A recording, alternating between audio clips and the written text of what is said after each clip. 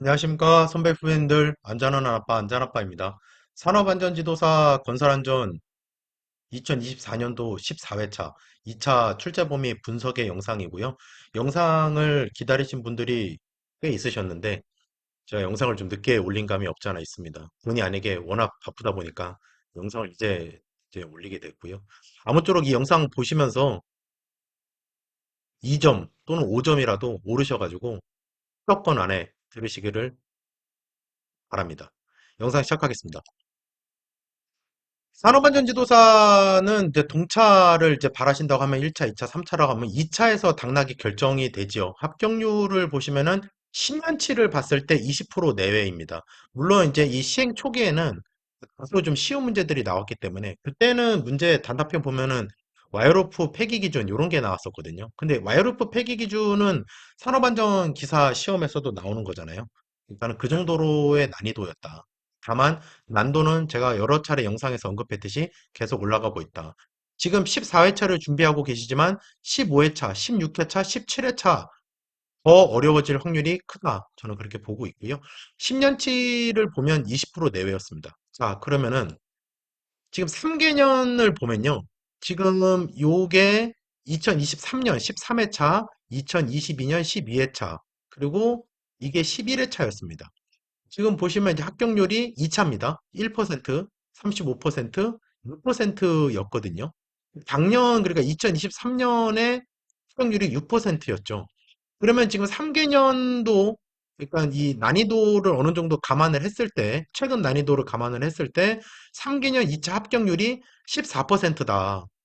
10명이 시험장에 지금 들어가 계시는데, 그 중에 1.5명만이 합격하시는 거다. 그러면 공부를 하실 때 내가 어떻게 하면 10명 중에 1.5명 안에 들어갈 것이냐를 생각을 하시고 공부를 임하시면 좀 더 합격하실 수 있지 않을까 이렇게 생각을 합니다. 산업안전지도사 건설안전은 이미 다 아시는 내용이시겠지만 제 영상을 처음 보시는 분들도 있기 때문에 시간이 100분이고요. 9문항 중 8문항 선택형이 있기 때문에 그래서 8문항을 풀어 내려가야 되는 시험이고 단답형이 5문제, 논술형이 3문제 이렇게 됩니다. 따라서 논술형을 일단 2문제를 합격을 해 주셔야 50점이 돼주고 그리고 나서 단답형에서 두세 문제를 맞춰줘야 된다는 이 계산이 나오고 단답형을 아무리 다 맞춰도 이거 한 문제만큼은 안 된다. 물론 이게 부분 점수가 있지만 따라서 논술형에 좀 더 초점을 맞춰서 해야 된다. 제가 이제 다른 영상에서도 말씀드렸지만 논술형을 먼저 좀 풀으시기를 저는 이제 추천을 항상 드렸고요. 단답형이 5개라고 하면은 문제를 안 쓴다고 했을 경우에 답안지에 5개씩이니까 25줄을 빼놓고 논술형 첫 번째 문제를 먼저 풀어내려 가는 거죠. 저는 이제 영상에서 말씀드렸지만 시간이 엄청 부족했었거든요. 마지막 8번은 다 쓰지도 못했었습니다. 예, 제 영상을 오랫동안 보신 분들은 아시겠지만. 그래서 논술형을 먼저 좀 왜냐면 논술형이 하나가 25점이니까, 물론 그 안에도 이제 소문제로 나눠져 있긴 하지만, 따라서 이제 그렇게 해서 60점을 받으시면 되는 거고, 참고로 점수로 떨어지지 않습니다. 60.2, 60.7 이렇게 떨어지고 59.7 이렇게 나옵니다. 그러니까 0점 단위로도 이 시험의 당락이 결정이 된다. 최선을 다해서 답안지를 작성을 하셔야 된다. 산업안전지도사 건설안전의 직무를 이제 보시면요. 작년 영상에서도 말씀을 드렸지만 건설안전만 일단 말씀을 드리면 유해위험 방지계획서 이거 산업안전보건 법령에 나와 있죠. 안전보건 개선계획서 이것도 나와 있고 이 작성 대상이랑 뭘 작성해야 되는지 그리고 작업계획서 건축 토목이니까는 뭐 건설기계, 하역, 중량물 다 포함이겠죠. 가설구조물, 흙막이 가시설, 기계 뭐 등등 그리고 축물, 하체공사, 건설공사, 공비에 대한 내용들, 이거의 안정성 평가, 가설 시설, 뭐 이제 같은 내용인데, 가설 도로의 안정성 평가, 불착 시설의 안전시설, 지반 붕괴, 매선물 파손 예방의 기술 지도. 공사에 보면 매선물 파손에 관련된 내용이 나와 있죠. 토목 건축 그 밖에 교육 기술 지도. 이게 지금 산업안전지도사가 현업에서 하는 업무라는 겁니다. 법령으로 정한. 그러면 당연히 이 카테고리 안에서 문제가 나온다는 거예요. 그러면 이제 요거는 이제 법령에 대한 내용이죠. 유해이он 방지 계획서 작성 대상 그리고 작성할 때 뭘 작성해야 되는지 이 내용이요. 그리고 배출 기한, 출처 그리고 향후에 이제 그 나오는 결과 이거 기본입니다. 예. 그리고 안전보건 개선 계획서, 건축 토목 작업 계획서, 작업 계획서에 들어가는 내용들, 작성돼줘야 되는 내용들. 그리고 이제 가시설 공사, 그리고 시공진 구축물이니까 이거는 철골 공사 또는 콘크리트 공사죠. 해체 공사. 작년, 재작년 계속 나왔습니다. 12회차 때 25점짜리 나왔고요. 13회차 때 5점짜리 나왔습니다. 해체 공사는요, 이게 이 공부를 하실 때 해체 공사를 조금 이렇게 간과하시는 경향이 있는데, 절대 그러시면 안 되는 게, 대한민국은 지금 앞으로 신축 공사가 점점 없어집니다. 이제 다 리모델링, 리뉴얼, 예, 이 새로 짓는 공사가 이제 앞으로 없어질 겁니다. 대부분의 선진국은요, 신축 공사가 거의 없어요. 지금 이제 한국도 점점 그렇게 돼가고 있고요. 제가 이제 해체 공사에 관련된 영상을 한번 올렸었는데, 그 해체 공사를 좀 눈여겨보실 필요가 있습니다. 붕괴 우려 장소, 붕괴에 대한 내용들, 예. 그리고 굴차, 공사에 대한 내용이 되겠죠. 공사랑.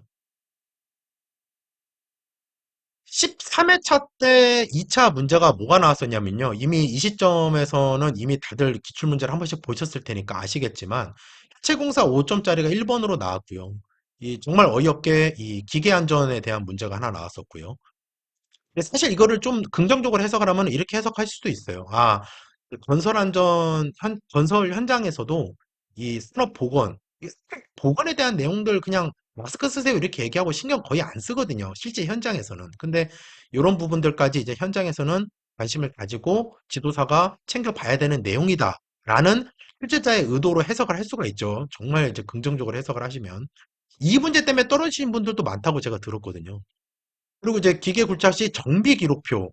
이런 거는 정말 지엽적인, 예, 이제 건설기계에 해당이 되겠고요. 콘크리트 타스 시 거푸집 존치 기간. 너무 중요한 문제였죠. 이건 정말 잘낸 문제라고 저는 생각을 하고요. 저는 콘크리트 공사가 나올 거라고 항상 말씀을 드리는데, 거푸집 존치 기간이 이 국토부 시방서에 나와 있어요. 이게 된지 얼마 안 됐었죠. 이게 바뀐 게 광주 현산이 공개되고 나서 바뀌었죠. 이게 이렇게 따라갈 수밖에 없습니다. 예, 이 최근에 이슈들을. 그래서 이게 나왔었고, 예, 철거공사라고 해석할 수 있는 용적절한 비파괴 검사가 나왔고요. 건설 현장 추락 방지 조치. 요 문제는 제가 뭐 이 출제자의 신분의 깜냥까지는 절대 안 되지만 저는 이 문제 보면서 정말 잘 낸 문제다. 실제 추락이 건설 현장에서 50% 이상이잖아요. 추락 사망 사고가. 그리고 건설 현장에서 추락이 될 수 있는 구간이 상당히 많이 발생합니다. 상당히 많이. 실제 이제 현업에 있으면서 보면은. 그렇기 때문에 이런 문제는 진짜 잘 낸 문제라고 저는 생각을 하고 있고요. 가설공사로 저는 이제 해석을 했습니다. 이동식 크레인 건설 기계. 선택격 하나는 이제 교량에 대한 내용이었는데 이제 그 부분은 제가 제외를 하고요. 그래서 보시면 기계, 철골, 그다음에 해체, 콘크리트. 자, 여기서 중요한 점이 있습니다. 후공사가 없죠. 후공사가 안 나왔습니다. 그러면 당연히 14회차일 때는 후공사가 나올 확률이 매우 크다고 판단이 되고요. 12회차 때는요. 후공사가 선택형으로 해서 흙막이 가시설에 대한 내용이 나왔었습니다. 그게 선택형으로 나왔어요.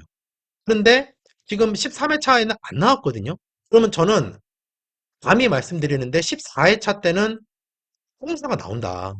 어떤 형태로든 간에 나온다. 이렇게 말씀을 드리고 싶습니다. 다음 장에서 또 말씀을 제가 드리겠습니다. 건설안전 관련된 이슈는요. 제가 개인적으로 판단해 봤을 때 일단 중대재해처벌법이 50억 미만 현장에까지 확대 시행이 되었지요. 올해 1월에. 예, 뭐 여야 간에 뭐 다툼이 있었긴 했지만 어찌됐건 확대가 돼서 지금 시행이 되고 있습니다. 중대재해처벌법이 한 번도 안 나왔습니다. 근데 저는 이게 나올 수 있다고 보거든요. 안전보건관리체계 구축이라는 게 현재 정부에서 진행하는 이 모멘텀하고도 상당히 맞아떨어지기 때문에 그리고 산업안전보건법 이제 정부가 바뀌었기 때문에 산업안전보건법이랑 안전보건규칙이 이미 개정이 됐습니다. 개정된 내용은 프리 숙지하셔야 되고요. 스마트 안전장비 사업이 국토부 쪽이든 노동부 쪽이든 상당히 지금 확대돼서 시행하고 있습니다. 이런 부분들이 좀 눈여겨 보여지고요. 제가 지금 이 영상을 찍는 시점에서 봤을 때 지붕에서 사망 사고가 정말 많았습니다. 정말 많았고요. 이 지붕은 사실 건축공사에서 봤을 때 어떻게 보면 이제 마감 공사로 해석이 돼야 되는데 그 중요도가 크지 않다라는 거죠. 근데 지붕에서 사망 사고가 너무 많이 발생했어요. 예. 그리고 철거공사에서의 그 추락 사고도 상당히 많이 발생을 했고요. 그리고 뭐 소폭 오르긴 했는데 건설 기계로 인한 기인되는 건설 현장 사망 사고가 제가 시험을 봤던 12회차 시험 때는 20%였거든요. 근데 지금 25%가 살짝 넘습니다.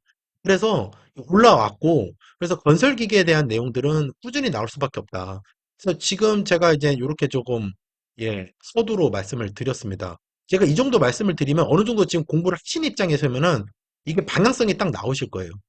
자, 그래서 제가 생각하는 이제 결론에 대한 부분은 법령에서는 일단 위험성 평가 변경됐는데 이게 나오지 않았고, 물론 13회차 면접 때는 질문이 나왔었습니다. 그리고 TBM, 툴박스 미팅, 그리고 중대재해처벌법, 그 외에 산업안전지도사의 직무에 관한 내용들, 아까 이제 말씀드렸던 안전보건 개선계획서, 작업계획서, 유해위험 방지계획서는 기본이고요. 기본이고 1차 때 공부하셨던 안전보건 관리 책임자, 안전보건 총괄 책임자의 업무 외에 산업안전지도사가 현장에 가서 기술지도를 할 때 만나시는 분들이 안전보건 관리 책임자랑 안전보건 총괄 책임자이기 때문입니다.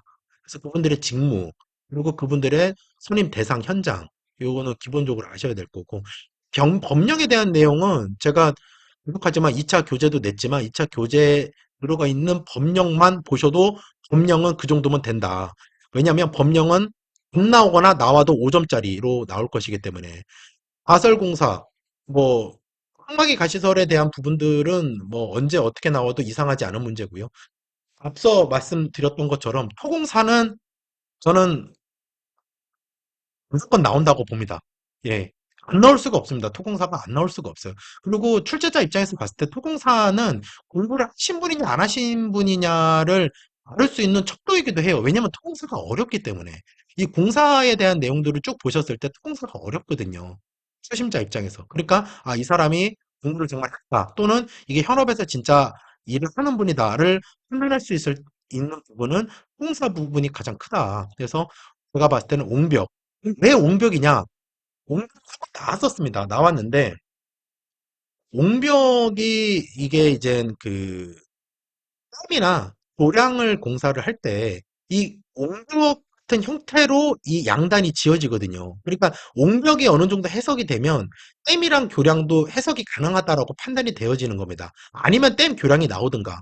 그렇기 때문에 옹벽에 대한 부분을 좀 눈여겨보시면 좋을 것 같고, 뭐 매설물, 그리고 굴착공사에 관련된 내용들, 그리고 토공사 때 기초 공법, 그 공법의 안전보건 조치에 관한 내용들, 이런 부분들이 좀 가능성이 있다고 보고요.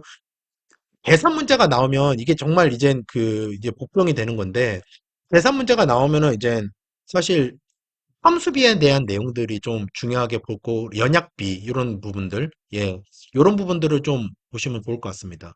콘크리트 공사에서는 작년에 일단 그 5점짜리로나마 그 거푸집의 존치 기간이 나왔기 때문에 그럼에도 불구하고 콘크리트 공사는 또 나올 수 있다. 시스템 동반이에 대한 내용이 안전보건 규칙에서 바뀐 내용이 있고, 깽폼 사고가 또 올해 초에도 있었기 때문에 깽폼이 아예 추락을 했죠. 그게 한 건이 아니라 몇 건 있었습니다. 깽폼이 아예 추락하면서 깽폼 안에 있던 작업자가 같이 사망을 했죠. 그리고 이제 철골공사, 앞서 말씀드린 것처럼 철골공사에서 사망사고가 워낙 많이 나왔습니다. 철골공사 작업할 때 시저형 고소작업대를 타는데 시저형 고소작업대가 넘어간다거나, 그건 또 이제 건설기계로 해석이 될 수 있겠죠. 또 철골공사하면서 볼팅하거나 용접하는데 밑으로 작업자가 추락해서 사망한 건이라든가, 여러 차례 있습니다. 제가 개인적으로 느끼기에는 거의 매달 있었습니다. 그리고 이제 건설기계에 대한 내용들, 굴착기에 인양 가능한 굴착기, 이것도 이제 개정된 지 꽤 됐지만 한 번도 안 나왔죠. 해체공사는 제가 봤을 때 연달아 지금 2번 나왔기 때문에 출제가 안 될 것으로 예상이 됩니다. 제가 만약에 지금 14에 공부를 하는 수험생 입장이면 저는 해체공사 안 볼 것 같습니다. 아, 물론 내년에 이제 공부를 목적을 두고 계신 분들은 해체공사를 보셔야죠. 하지만 지금 13회, 12회차 때 5점, 25점짜리로 나왔기 때문에 제가 봤을 때 해체공사를 보시기보다는 공사를 보시는 게 더 낫지 않을까. 마감공사, 앞서 말씀드린 것처럼 지붕공사에 대한 내용들, 달비계에 관련된 내용들을 좀 보시면 될 것 같습니다. 터널댐 교량 중에서는 저는 개인적으로 댐이랑 터널을 좀 추천을 드립니다. 작년에 선택형 문제로 교량이 나왔기 때문에. 하지만 최근에 또 이제 그 시흥에 고가도로가 붕괴되는 사건이 있었기 때문에 그 교량은 어느 정도 좀 봐두시는 게 좋을 것 같고, 또 이제 그 정자교가 그건 이제 시설 유지보수 시공 중이 아니기 때문에 이미 이 시공된 이제 건축물의 유지보수 관련된 내용이기 때문에 산업안전지도서와 관련은 없지만 어찌됐건 교량에 대한 내용도 좀 같이 좀 보실 수 있다, 볼 수 있다, 이렇게 말씀을 드립니다. 제가 지금 말씀드린 이 내용들은 제 개인적으로 제가 올해 시험을 본다는 입장에서 생각을 하고 작성을 하고 말씀드린 내용이고요. 물론 제가 지금 말씀드린 내용을 맹신하고 그것에만 따라서 공부를 하시면 안 되겠지만, 나름대로 제가 생각하고 말씀드린 내용이니까 어느 정도의 그 적중성은 있으리라 이렇게 판단합니다. 제가 작년에 이 같은 영상을 올렸는데요. 70%는 제가 말씀드린 내용과 동일하게 나왔습니다. 따라서 공부하시는 데 있어서 남은 기간 큰 방향성을 좀 잡고 공부하시면은 좋을 것 같습니다. 앞서 말씀드렸지만, 서두에 말씀드렸지만, 이 영상 보시고 1점, 2점이라도 오르셔서 합격권 안에 들으시면 그것만으로도 정말 좋은 이 영상에 효과가 있다고 판단을 합니다. 시청해주셔서 감사합니다. 열심히 하겠습니다.